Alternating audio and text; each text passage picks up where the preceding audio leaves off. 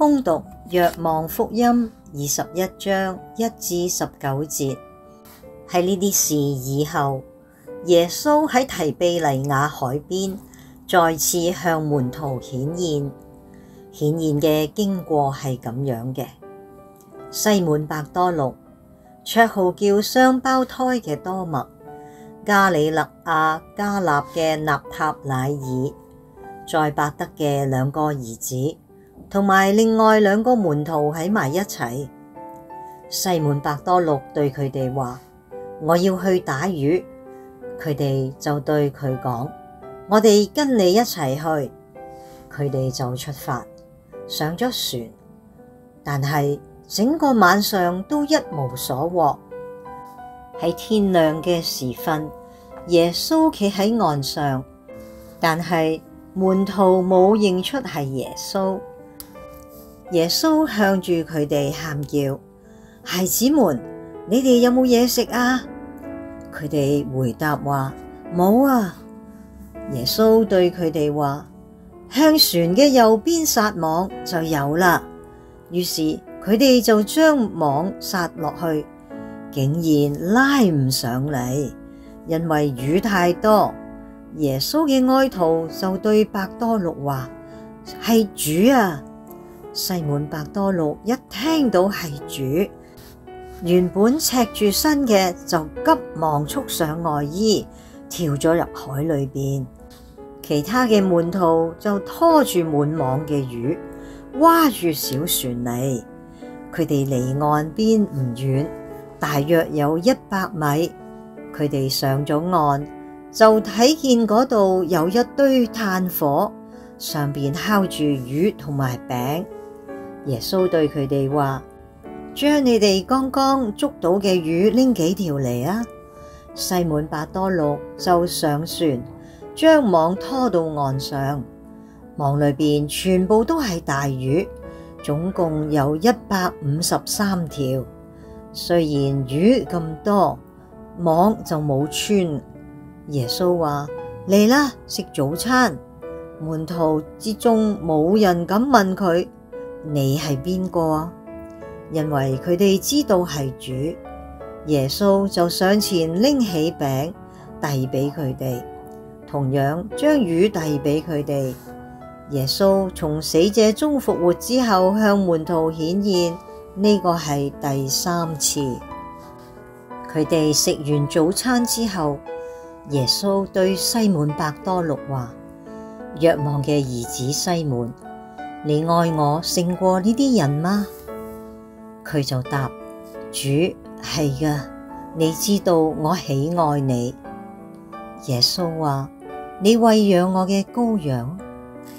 耶穌第2次問佢：若望嘅兒子西滿，你愛我嗎？佢答話：主，係㗎，你知道我喜愛你。耶穌話：你看顧我嘅羊群啊。耶穌第3次問佢：若望嘅兒子西滿，你喜愛我嗎？伯多祿因為耶穌喺第3次問你喜愛我嗎，佢就難過起嚟，話：主，你知道一切，你知道我喜愛你。耶穌對佢話：你餵養我嘅羊群啊。我實實在在話俾你聽，年輕嘅時候，你自己束上腰帶，喜歡去邊一度就會去邊一度。但係年老嘅時候，你要伸出雙手，別人要束綁你嘅腰，帶你去你唔願意去嘅地方。耶穌講呢啲說話，係指明伯多祿將會以點樣嘅死嚟光榮天主。講咗呢啲說話，耶穌又對伯多祿話：跟隨我啦。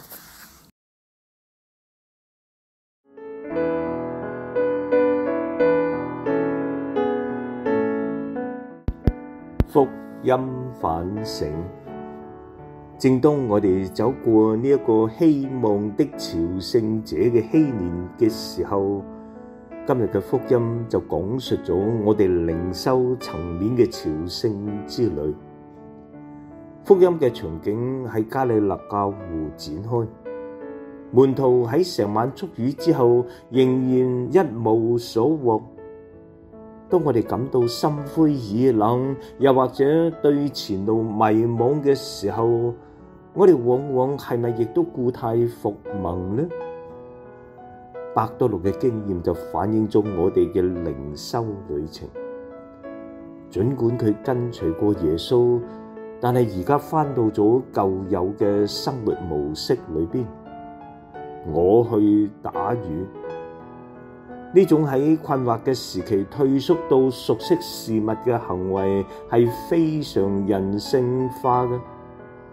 我哋好似伯多祿一樣，有陣時會忽略祈禱，我哋用無謂嘅干擾嚟去取代有意義嘅家庭對話，又或者喺生活變得艱難嘅時期摒棄愛德。呢啲退步嘅行為都使我哋嘅網空空如也，而心亦都冇辦法得到滿足。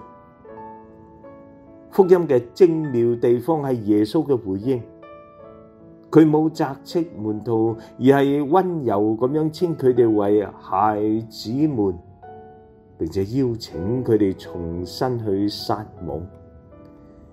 喺呢一個禧年，基督同樣咁樣邀請我哋，儘管遭遇失望，仍然要同佢重新修好，挖到水域更深嘅地方。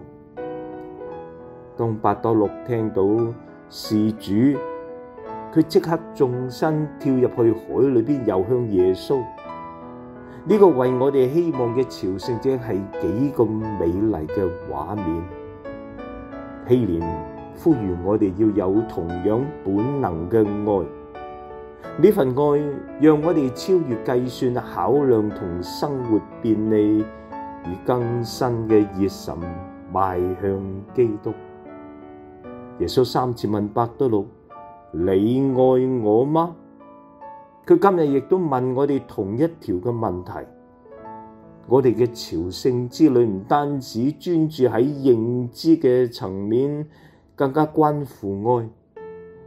我哋對呢一條問題嘅回答就斷定咗我哋今後係繼續好似以前一樣去捉魚，抑或係踏上真正嘅門徒朝聖之旅。